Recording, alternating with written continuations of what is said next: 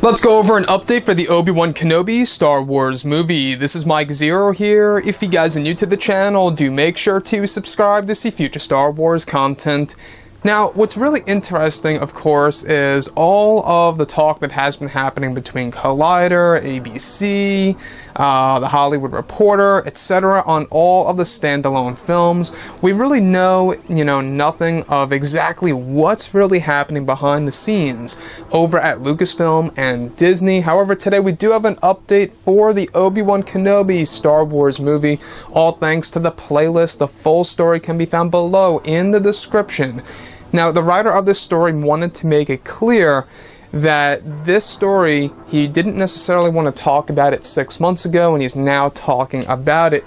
And it goes on to talk about how he got this from a Disney source that told the playlist around 6 months ago, and he's just talking about it right now, is that Stephen Daldry actually left the Obi-Wan Kenobi project 6 months ago.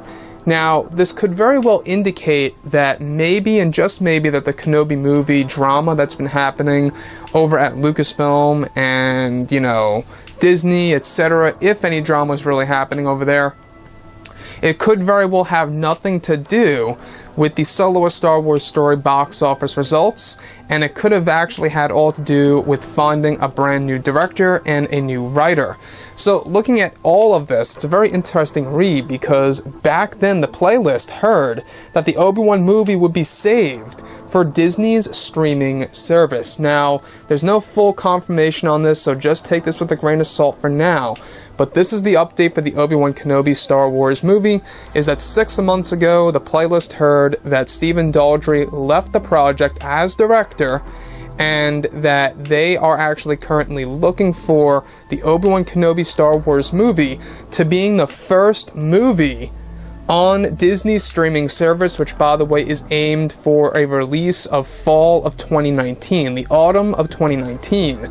And we could very well see, for the very first time, a Star Wars movie not releasing in theaters in 2020. It's possible. Now, we do know that right now, both Disney and Lucasfilm, they're focusing on exactly what the next trilogy of Star Wars movies are going to be, and they're primarily focusing on Episode 9. We also know that Jon Favreau's live-action TV series is almost done when it comes to the script for the very first season, and it's said that they will begin filming in fall/winter of 2018, aiming for a 2019 release on the streaming service right when it launches. So everything seems to be falling into place here. Now, with the Obi Wan Kenobi Star Wars movie quite possibly being the first Star Wars movie to not release, theatrically speaking, right, in theaters.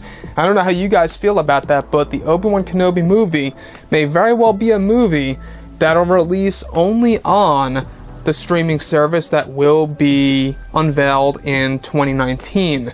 Now, this would all happen most likely in 2020, it seems, and we do know that Disney is hard at work at competing with Netflix. Now, Disney's Bob Iger has stated before in the past that their streaming service is going to cost less monthly in comparison to Netflix.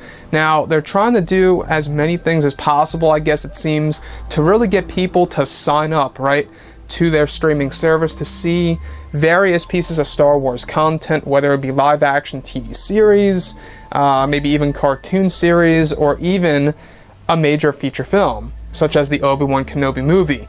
Now, this to me, it seems like in Disney's mind would be a great way to get people to tune into the streaming service.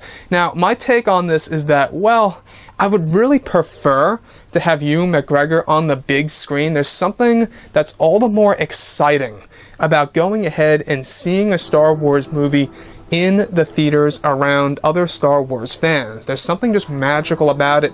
Hearing other people's reactions, hearing people clap around you, hearing people wooing at the characters and the action that's happening on screen.